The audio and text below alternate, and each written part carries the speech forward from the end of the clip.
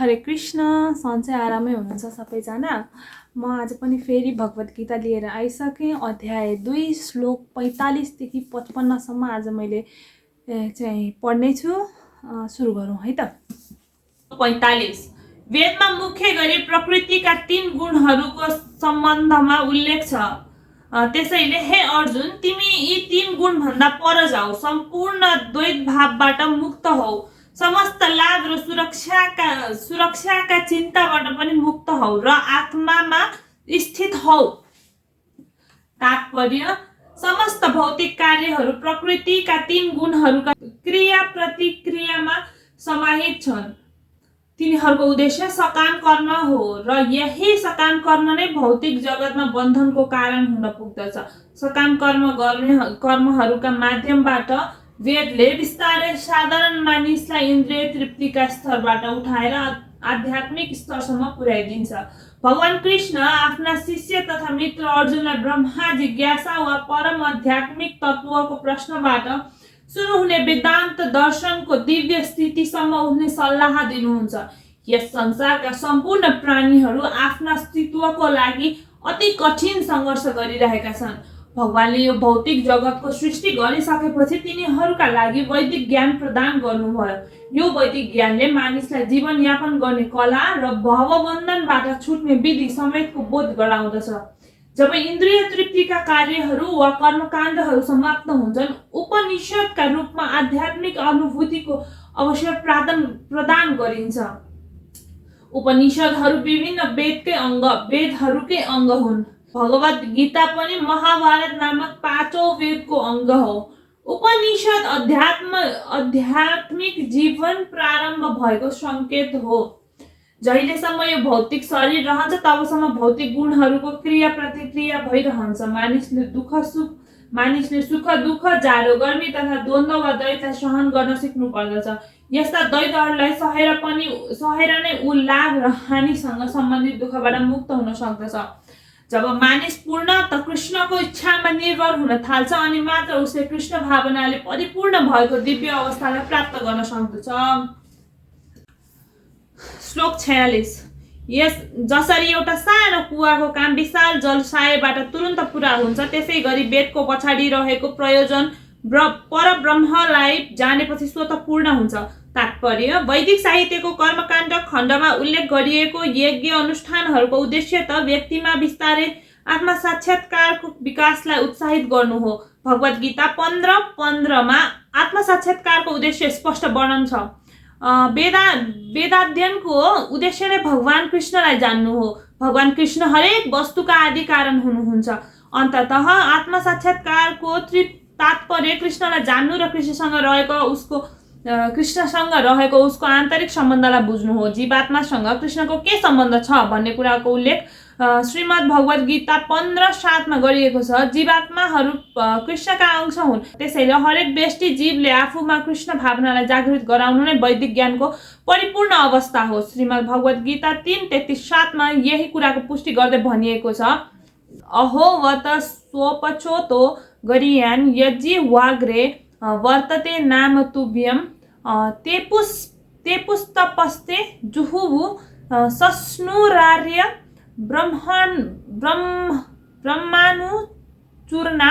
ब्रह्मानुचूर्णाम गृह्णन्ति येत। हे प्रभु, जसले हजुरका पवित्र नामहरूको कीर्तन गर्दछ त्यो व्यक्ति सबैभन्दा नीच चण्डाल कुकुर भक्षित कुलमा जन्मिएको भए पनि आत्मा साक्षात्कारको सर्वोच्च स्थितिमा रहेको मानिन्छ। यस्तो व्यक्तिलाई वैदिक अनुष्ठान अनुसार सबै प्रकारका तपस्या र यज्ञहरू सम्पन्न गरिसकेको मानिनेछ र कैयौं पटक सबै पवित्र तीर्थस्थलहरूमा स्नान गरेर वैदिक साहित्यको अध्ययन गरेको मानिनेछ।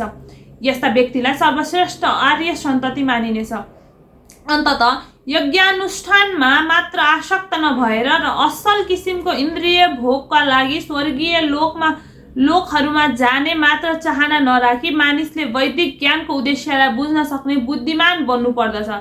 यो युगमा सर्वसाधारण मानिसहरूका लागि न वैदिक यज्ञानुष्ठानको सबै विधि विधानहरूको पालना गर्नु सम्भव छ, न राम्रोसँग वेदान्त र उपनिषदहरूको अध्ययन गर्नु नै सम्भव छ। वेदको उद्देश्यलाई परिपूर्ति गर्नका लागि पर्याप्त समय, शक्ति, ज्ञान र साधनहरूको आवश्यकता पर्दछ। यी कर्महरू यो युगमा ज्यादै कष्टसाध्य छन्, तर वैदिक संस्कृतिको सर्वोच्च लक्ष्यमा भगवान नामको कीर्तनद्वारा पूर्ण गर्न सकिन्छ।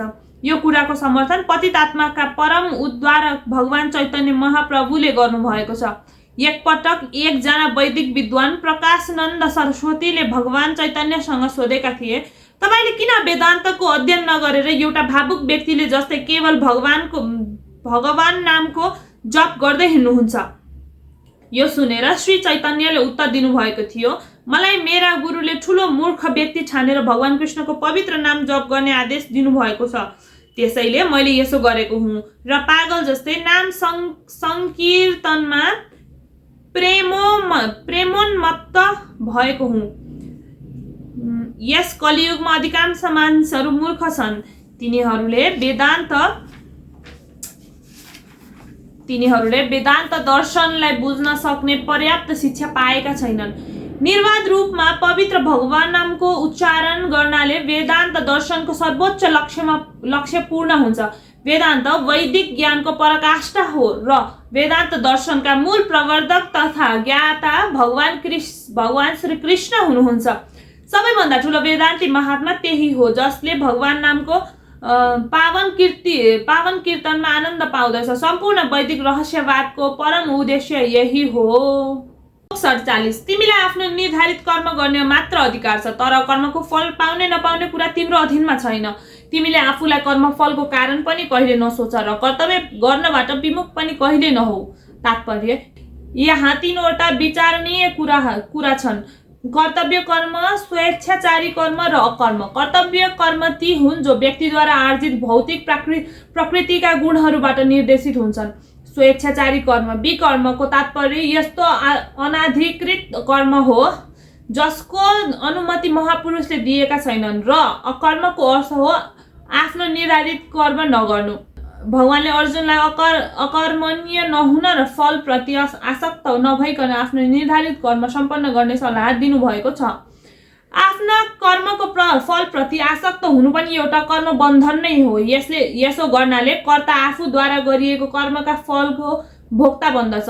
जहाँसम्म निर्धारित कर्महरूको सम्बन्ध छ तिनलाई 3वटा उपविभागमा पनि बाँड्नु उपयुक्त हुन्छ। नित्य कर्म, आपतकालीन कर्म र इच्छित कर्म। नित्य कर्म शास्त्रहरूको निर्देशन अनुसार सत्व गुणमा रहेर फलको आशा नराखी गरिन्छ। फलको आशा राखेर गरिने कर्म बन्धनका कारण हुन्छन्। यस्ता कर्मलाई पवित्र कर्म मानिँदैन। आफ्नो निर्धारित कर्म गर्नु प्रत्येकको अधिकारको कुरा हो, तर यस्तो कर्म गर्दा फलको आसक्ति नराखी गर्नुपर्दछ। कर्तव्य प्रतिको यस किसिमको अनासक्तिले मानिसलाई निसन्देह मुक्तिका मार्गमा लैजान्छ। भगवानले अर्जुनलाई कर्म फल प्रति आसक्त नभई लडाईँलाई कर्तव्यकै विषय ठानेर युद्ध गर्ने सल्लाह दिनुभएको छ। युद्धमा उनको असहभागिता पनि आसक्तिकै अर्को पक्ष हो। यस किसिमको आसक्तिले व्यक्तिलाई कहिले पनि मुक्तिको मार्गमा लैजाँदैन। कुनै पनि किसिमको आसक्ति त्यो सकारात्मक होस् या नकारात्मक त्यो बन्धनकै कारण हुन्छ। अकर्मण्यता पाप हो। त्यसैले अर्जुनका लागि कर्तव्य कर्मका रूपमा युद्ध गर्नु नै मुक्तिको एकमात्र पवित्र मार्ग हो। श्लोक 48 हे अर्जुन, सफलता वा असफलताका सम्पूर्ण आसक्तिलाई त्याग गरेर समभावमा रहेर आफ्नो कर्तव्य गर। यही समभावलाई नै योग भनिन्छ। तात्पर्य कृष्ण अर्जुनलाई योगमा रहेर कर्म गर्ने सल्लाह दिनुहुन्छ। त्यसो भए योग भनेको के हो त? योगको अर्थ हो सदा चञ्चल रहने इन्द्रियहरूलाई नियन्त्रणमा राखेर मनलाई परमात्मामा केन्द्रित गर्नु। परमात्मा भनेको के हो? परमात्मा भगवान हुनुहुन्छ। स्वयं भगवानले नै अर्जुनलाई युद्ध गर भनिराख्नु भएकोले युद्धको परिणामसँग अर्जुनको कुनै सरोकार छैन। जय र पराजयको कुरा कृष्णसँग सम्बन्धित छ। अर्जुनले केवल कृष्णको निर्देशन अनुसार लडाईँ मात्रै गर्नु छ। कृष्णका निर्देशनको पालन गर्नु नै वास्तविक योग हो। कृष्ण भावनामृत नामक पद्धतिमा यसको अभ्यास गराइन्छ। कृष्ण भावनाका माध्यमबाट मात्रै व्यक्तिमा हुने स्वामित्व भावको परित्याग गर्न सकिन्छ। यसका लागि व्यक्ति कृष्णको दास बन्नु पर्दछ वा कृष्णका दासको दास बन्नु पर्दछ। कृष्ण भावनामा रहेर कर्म गर्ने एकमात्र विधि यही हो। यसै विधिद्वारा योगमा स्थित रहेर कर्म गर्न सकिन्छ। अर्जुन क्षत्रिय हुन्, त्यसैले उनी वर्णाश्रम धर्मका अनुयायी पनि हुन्। विष्णु पुराणमा भनिएको छ, भगवान विष्णुलाई प्रसन्न बनाउनु नै वर्णाश्रम धर्मको एकमात्र उद्देश्य हो। सबैभन्दा पहिला आफूलाई सन्तुष्ट पार्न खोज्नु सांसारिक नियम हो, तर यहाँ पहिले आफूलाई होइन कृष्णलाई सन्तुष्ट पार्न खोजिन्छ। कृष्णलाई सन्तुष्ट नबनाइकन कसैले पनि वर्णाश्रम धर्मको पालना गर्न सक्दैन। यहाँ अप्रत्यक्ष रूपले कृष्णले भने अनुसारको कर्म गर्ने सल्लाह अर्जुनलाई दिएको छ। श्लोक 49। हे धनञ्जय, भक्तिमय सेवाद्वारा सम्पूर्ण निन्दित कर्मबाट टाढा बस र त्यही सेवा भावमा रहेर भगवानको शरणमा पर। आफ्ना सकाम कर्महरूको फल भोग्न चाहनेहरू कृपण हुन्, तुच्छ विचारका हुन्।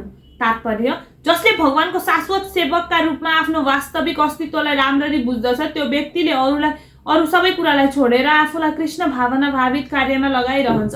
बुद्धि योगको तात्पर्य भगवानको दिव्य प्रेम भक्ति हो भन्ने कुरा पहिल्यै भनिसकियो। यस्तै प्रकारको भक्ति सेवा नै जीवात्माहरूको सही कर्म पथ हो।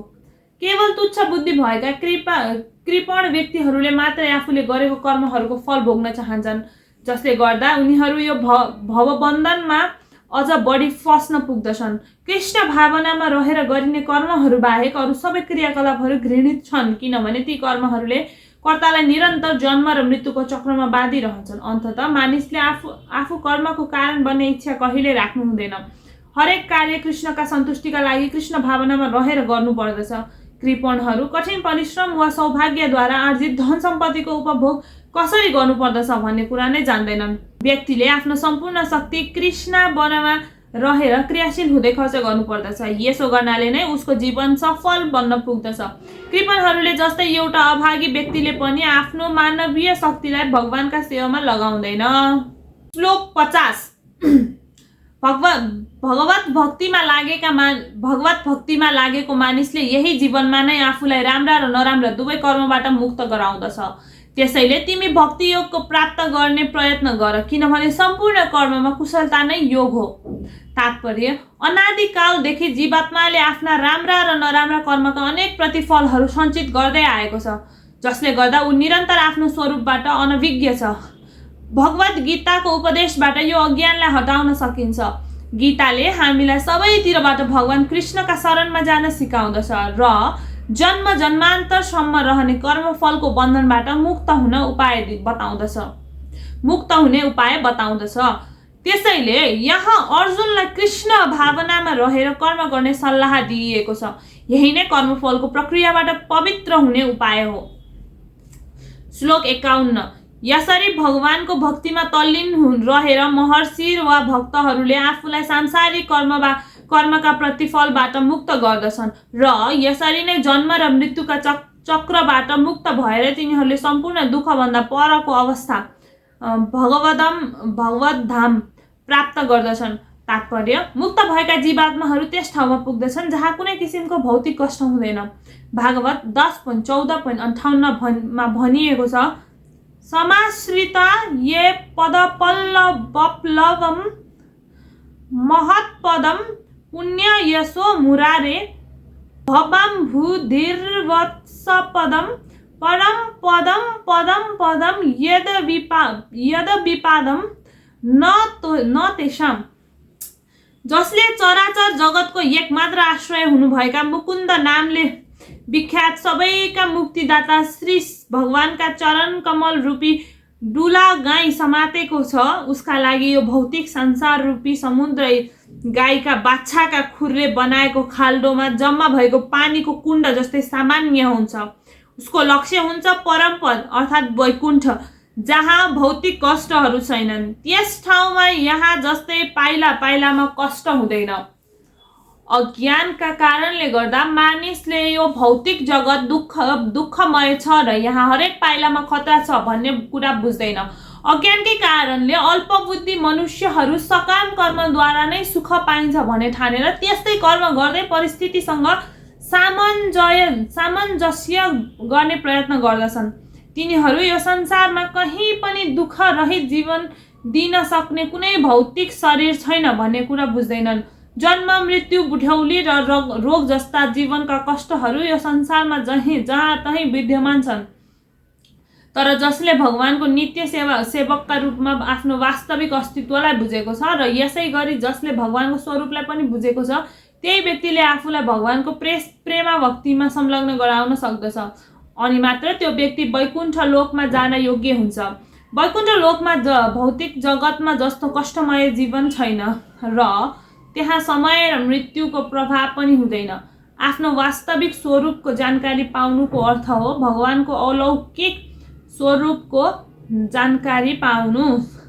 जसले भ्रमवश जीवात्माको अवस्थालाई र परमात्माको अवस्थालाई एउटै स्तरको भन्ने बुझेको छ, त्यो व्यक्ति अन्धकारमा छ भन्ने बुझ्नु पर्दछ र उसलाई भगवानको भक्तिमा लगाउन पनि असमर्थ हुन्छ।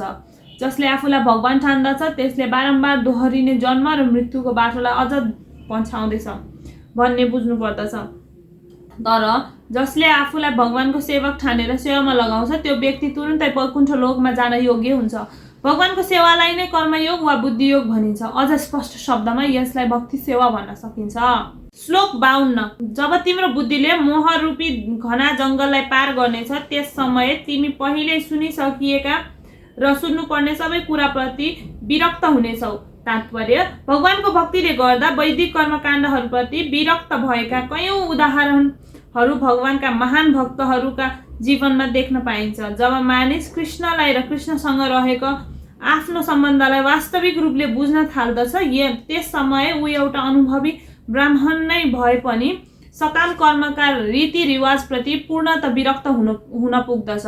यस भक्ति मार्गका महान भक्त तथा आचार्य श्री माधवेन्द्र पुरी भन्नुहुन्छ, सन्ध्या वन्दन भद्रमस्तु भवतां भो स्नान्तुभ्यं नमो भो देवा पितरश्च तर्पण विधौ नाहं क्षम्यतां यत्र क्वापि निषद्य यादव कुलोत्तमस्य कंसद्विष स्मारमध्यम हरामि तदलम मन्य कि मन्यन मे।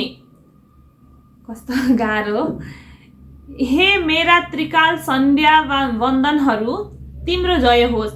हे स्नान, तिमीलाई पनि म प्रणाम गर्दछु। हे देवताहरू, पितृहरू, तपाईँहरूप्रति सम्मान अर्पण गर्न नसकेकोमा मलाई क्षमा दिनुहोस्। अहिले म जहाँ बस्दछु त्यहाँ यदुकुलका महान सन्तति तथा कंसका शत्रु श्रीकृष्णको मात्र सम्झना आइरहन्छ। मलाई लाग्दछ यसैबाट म आफूलाई समस्त पापमय बन्धनहरूबाट मुक्त पार्न सक्दछु। मेरा विचारमा मलाई यही नै पर्याप्त छ। वैदिक विधि विधान अन्तर्गत पर्ने सबै किसिमका त्रिकाल सन्ध्याहरू, प्रातकालीन स्नान, पितृतर्पण इत्यादि लगायतका कुराहरू नवदीक्षितहरूका लागि मात्र अनिवार्य हुन्छन्। तर जो पूर्ण रूपले कृष्ण भावनामा छ, कृष्णकै दिव्य सेवामा संलग्न छ, त्यो व्यक्ति यी सारा विधि विधान प्रति उदासीन रहेको हुन्छ, किनभने यसबाट पाइने पूर्णता उसले पहिले नै प्राप्त गरिसकेको हुन्छ। यदि कुनै व्यक्ति भगवान कृष्णको सेवा गरेर ज्ञानको स्तरमा पुगेको छ भने उसले शास्त्रहरूमा भनिएका विविध किसिमका तपस्या र यज्ञहरू सम्पादन गरिरहनु आवश्यक छैन। यसै गरी यदि कसैले वेदको लक्ष्य कृष्णसम्म पुग्नु हो भन्ने कुरा बुझेको छैन र यस्तै यज्ञानुष्ठानमा लागिरहेको छ भने त्यसले निरर्थक समय नष्ट गरिरहेको छ भन्ने बुझ्नु पर्दछ। कृष्ण भावनामा रहेको व्यक्ति शब्द ब्रह्मको सीमा भन्दा पनि पर पुगेको हुन्छ वा वेद र उपनिषदहरूको परिधि भन्दा पनि माथि उठिसकेको हुन्छ। श्लोक 53। जब तिम्रो मन वेदका आलङ्कारिक भाषाबाट विचलित हुने छैन र आत्माको अनुभूतिमा एकाग्र भएर स्थिर रहनेछ तब मात्र दिव्य चेतना प्राप्त गर्नेछौ। तात्पर्य, कुनै व्यक्ति समाधिमा छ भन्नुको अर्थ हो पूर्णतया कृष्ण भावनामा भावित भएको छ, अर्थात् पूर्ण समाधिमा रहँदा उसले ब्रह्म वा परमात्मा वा भगवानको अनुभूति गरिरहेको हुन्छ। व्यक्तिले आफूलाई कृष्णको शाश्वत सेवक सम्झिनु नै आत्म साक्षात्कारको सर्वोच्च पूर्णता हो र कृष्ण भगवानमा रहेर कर्म गर्नु नै उसको एकमात्र कर्तव्य हो। कृष्ण भावना भावित वा भगवानको एकनिष्ठ भक्तले वेदहरूको अलङ्कारिक भाषाबाट विचलित हुनु हुँदैन र स्वर्गीय लोकहरूप्रति प्राप्त गर्ने अभिप्रायले सकाम कर्ममा लाग्नु पनि हुँदैन। कृष्ण भावनामा मानिस प्रत्यक्ष रूपले कृष्णका सम्पर्कमा आउँदछ र यही दिव्य स्थितिमा रहेर नै उसले कृष्णका सारा उपदेशहरूलाई बुझ्न सक्दछ। यस किसिमको क्रियाकलापबाट ऊ निश्चय नै निर्णायक ज्ञान प्राप्त गर्न सक्ने हुन्छ। यसका लागि उसले कृष्णको वा कृष्णका प्रतिनिधि स्वरूप गुरुको आज्ञा पालन मात्रै गरे हुन्छ। श्लोक 54। अर्जुनले सोधे, हे कृष्ण, अध्यात्ममा लीन भएका व्यक्तिको पहिचान के हो? ती कसरी बोल्दछन्? तिनको भाषा कस्तो हुन्छ? ती कसरी बस्दछन् अनि कसरी हिँड्दछन्? तात्पर्य, जसरी हरेक व्यक्तिको उसको व्यक्तिगत स्थिति अनुरूपको एउटा विशेष लक्षण वा पहिचान हुन्छ, त्यसै गरी कृष्ण भावना भावित व्यक्तिको पनि बोलाइ, हिँडाइ, सोचाइ, अनुभव गराइमा आफ्नै किसिमको विशिष्ट स्वभाव हुन्छ।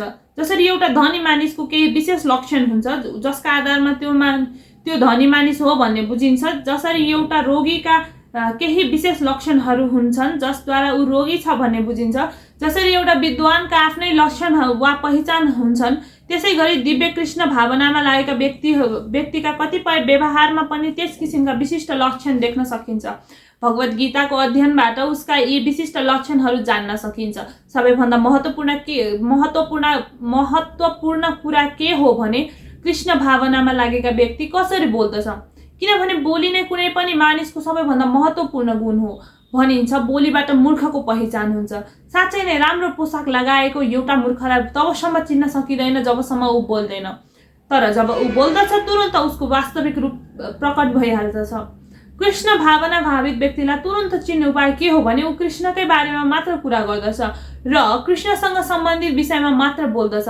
उसका बाँकी लक्षणहरू बिस्तारै स्वतः प्रकट हुँदै जान्छन्, जसको उल्लेख तल गरिन्छ।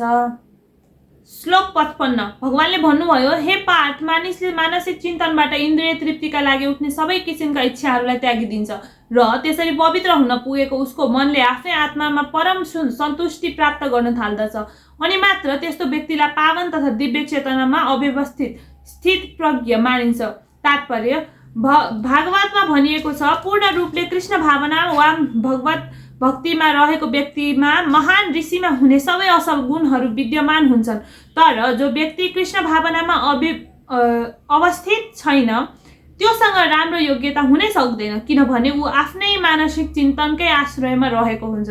त्यसैले यहाँ ठिक भनिएको छ, मानिसले मानसिक चिन्तनद्वारा उत्पन्न भएका सम्पूर्ण विषय वासनालाई त्याग्नु पर्दछ। कृत्रिम साधनले यिनलाई रोक्न सम्भव छैन। यदि कोही कृष्ण भावनामा संलग्न रहेको व्यक्ति छ भने अतिरिक्त परिश्रम बिना नै उसका इन्द्रियजन्य चाहनाहरू स्वतः साम्य हुन्छन्। त्यसैले मानिसले नहिचकिच्याइकन कृष्ण भावनामा लाग्नु पर्दछ, किनभने यस किसिमको भक्तिले उसलाई दिव्य चेतना प्राप्त गराउन सहयोग गर्दछ। अत्यन्त उन्नत अवस्थामा पुगेका महात्माहरू आफूलाई परमेश्वरको शाश्वत सेवकका रूपमा अनुभव गरेर आत्मसन्तुष्ट हुन्छन्। यस्ता दिव्य रूपमा अवस्थित व्यक्तिमा भौतिकताबाट उत्पन्न भएका विषय वासनाहरू रहँदैनन्, बरु उनीहरूलाई आफूलाई भगवानका नित्य सेवक मानेर सहज रूपमा सधैँ प्रसन्न रहन्छन्।